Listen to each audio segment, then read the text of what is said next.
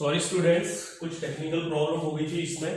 So third rule is the oxidation number of hydrogen is +1 when combined with non metals and -1 when combined with metals. ये हम कर चुके हैं। उसके बाद हम बात करेंगे फोर्थ रूल की।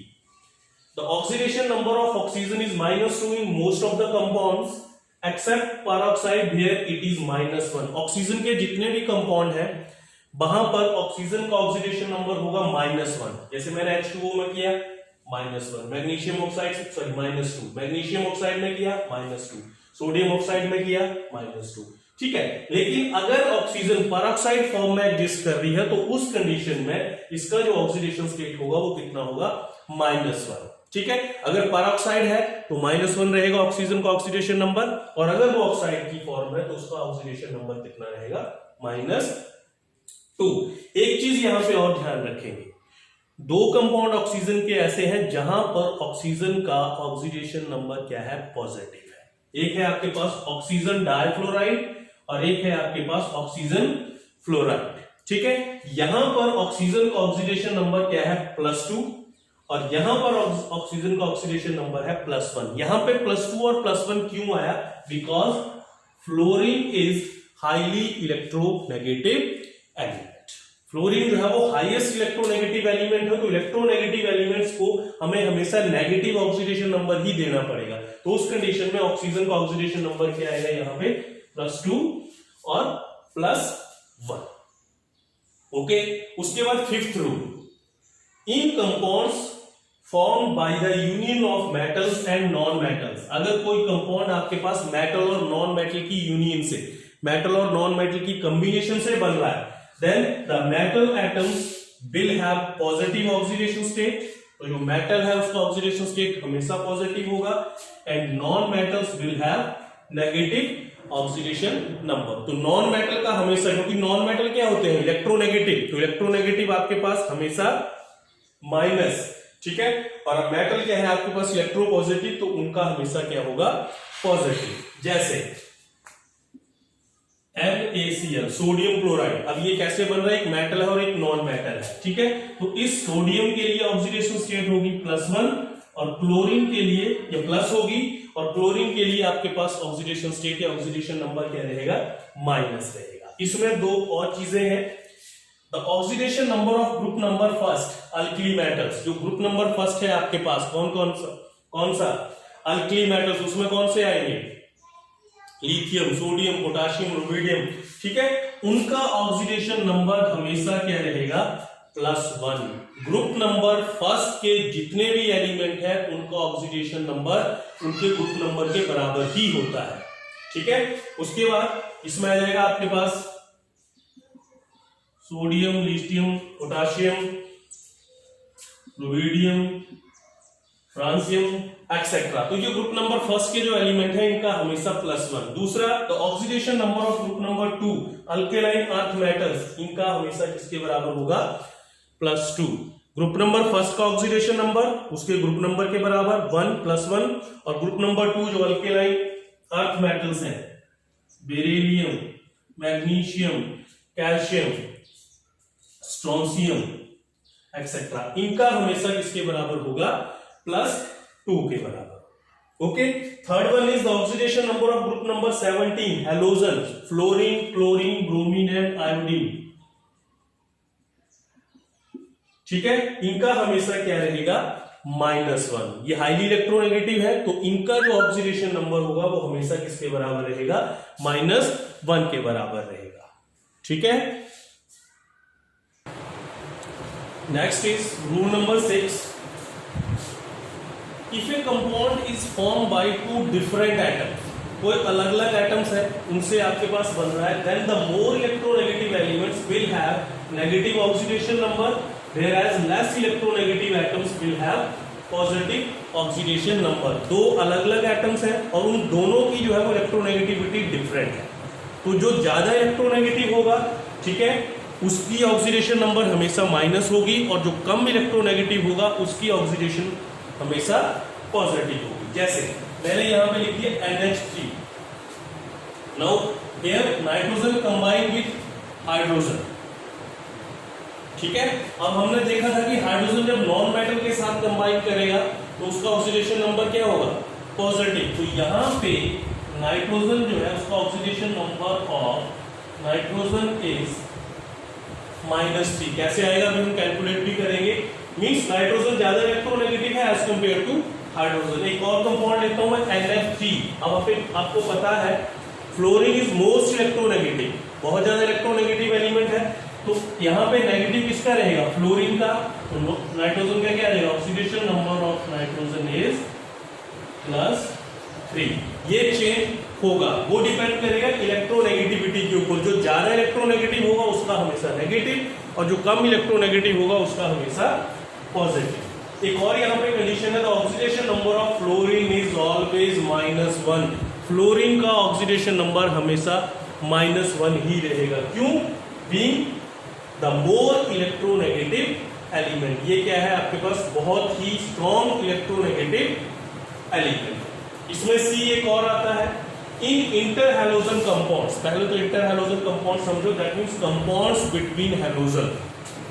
जब फ्लोरीन, क्लोरीन, ब्रोमीन, आयोडीन आपस में ही कंबाइन करती हैं तो उनको हम बोलते हैं इंटर हैलोजन कंपाउंड। तो इन interhalogen compounds the more electronegative halogens gets the oxidation number negative, that is -1। जैसे मेरे पास है ClF, क्लोरीन फ्लोराइड, ठीक है। अब यहाँ पे क्या है, देखो फ्लोरीन जो है वो आपके पास ज्यादा इलेक्ट्रोनेगेटिव है तो इसका हमेशा क्या रहेगा, -1। और दूसरा जो आपके पास लेस इलेक्ट्रोनेगेटिव एलिमेंट होगा उसका फिर पॉजिटिव में आ जाएगा। जैसे मैंने लिख दिया यहाँ पे BrF3, ठीक है। तो यहाँ पे इसका -1 हो जाएगा और ब्रोमीन का क्या हो जाएगा आपके पास +1, ठीक है।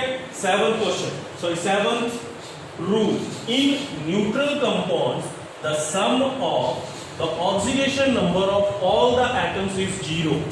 मींस आपके पास क्या है, कोई न्यूट्रल कंपाउंड है। न्यूट्रल कंपाउंड मींस किसी भी कंपाउंड के ऊपर चार्ज, उसके ऊपर चार्ज नहीं है, वो न्यूट्रल है।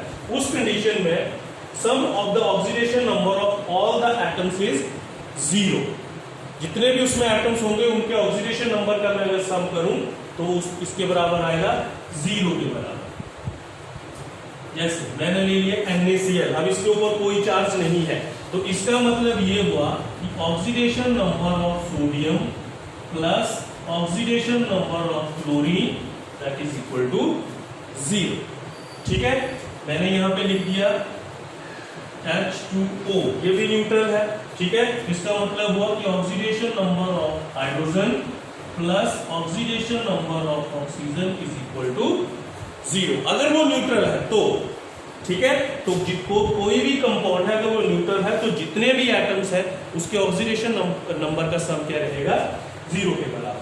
Last, in complex ions the sum of the oxidation number of all the atoms is equal to the charge on the ions. अब अगर आपके पास क्या है, वो कंपाउंड आयंस की फॉर्म में है, कॉम्प्लेक्स आयन है, तो उस कंडीशंस में जितने भी एटम्स हैं उनका जो ऑक्सीडेशन नंबर का सम होगा वो क्या होगा आपके पास, चार्ज के बराबर होगा। जैसे मैंने लिख दिया CO3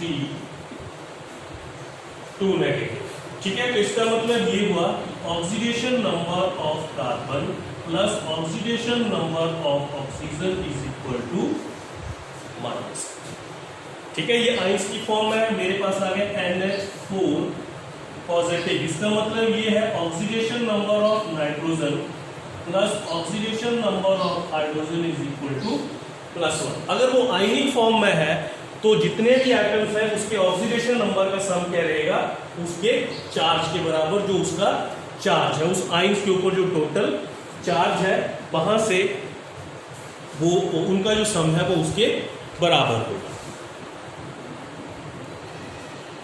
okay student, next is how to calculate oxidation number. आपको कोई कंपाउंड दे रखा हो और पर्टिकुलर एटम का ऑक्सीडेशन नंबर पूछा हो तो आप उस पर्टिकुलर एटम का ऑक्सीडेशन नंबर कैसे कैलकुलेट करेंगे, ठीक है। यहाँ पे डिस्कस करेंगे हम। यहाँ पे मैंने C फॉस्फोरस और यहाँ पे क्रोमीन। आपके पास क्वेश्चन है कि calculate the oxidation number of atoms under. जिस एटम के नीचे लाइंस लगाई है, ठीक है, उसका आपने ऑक्सीडेशन नंबर यहाँ पे फाइंड आउट करना है, ठीक है। कैसे करोगे, देखो स्टेप बाय स्टेप चलेंगे। Let the oxidation number of carbon is x। जिसका कैलकुलेट करना है उसका x कंसीडर कर लो, ठीक है।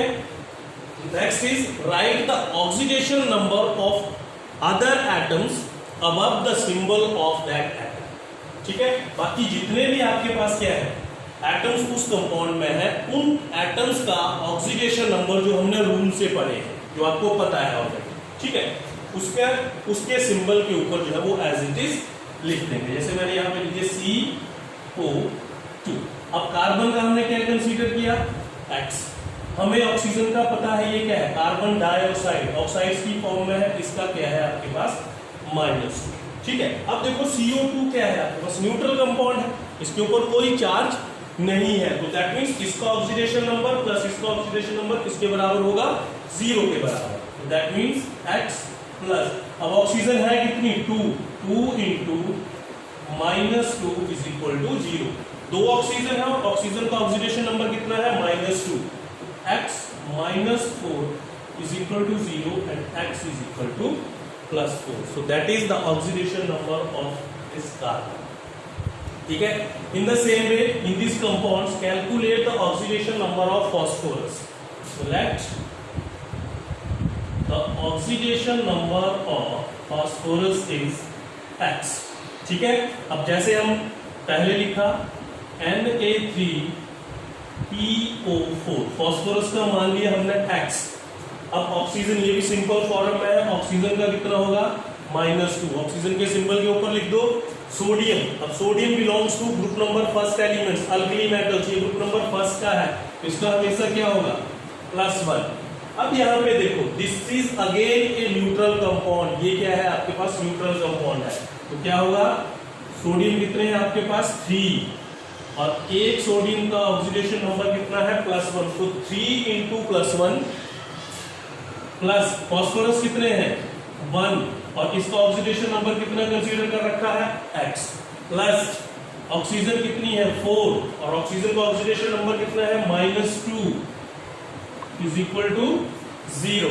ये हो गया आपके पास +3 plus X -8 is equal to 0, so X -5 is equal to 0 and X is equal to +5, ठीक है। ओके, एक और ले लेते हैं, यहां पे तीसरा मैंने ले लिया Cr2O7 2 नेगेटिव। अब ये आयनिक फॉर्म में है, ठीक है। अब let the oxidation number of chromium is X, Cr2O7 2 negative. अब क्रोमियम का क्या है X और ऑक्सीजन का क्या है -2। ये जो -2 है that is your charge on ions, ठीक है। अब ये आयनिक कंपाउंड है, देखो तो आयनिक कंपाउंड्स में मैंने क्या बताया था sum of the oxidation number of all the atom is equal to the charge on this ion. इस आयन के ऊपर चार्ज कौन सा है, तो देखो अब क्या आ जाएगा 2 into X प्लस ऑक्सीजन कितनी है 7 और ऑक्सीजन का ऑक्सीडेशन नंबर -2, ये किसके बराबर आ जाएगा -2, so 2X -14 is equal to -2, so 2X is equal to -2 plus 14, so 2X is equal to +12 और X is equal to +6, so +6 is the oxidation number of chromium in this ion, ठीक है। तो आपकी book में बहुत से example दे रखे हैं how to calculate oxidation number, उनको आप कैलकुलेट करोगे। अगर कोई प्रॉब्लम है तो यू कैन व्हाट्सएप मी और you can call me. Thank you.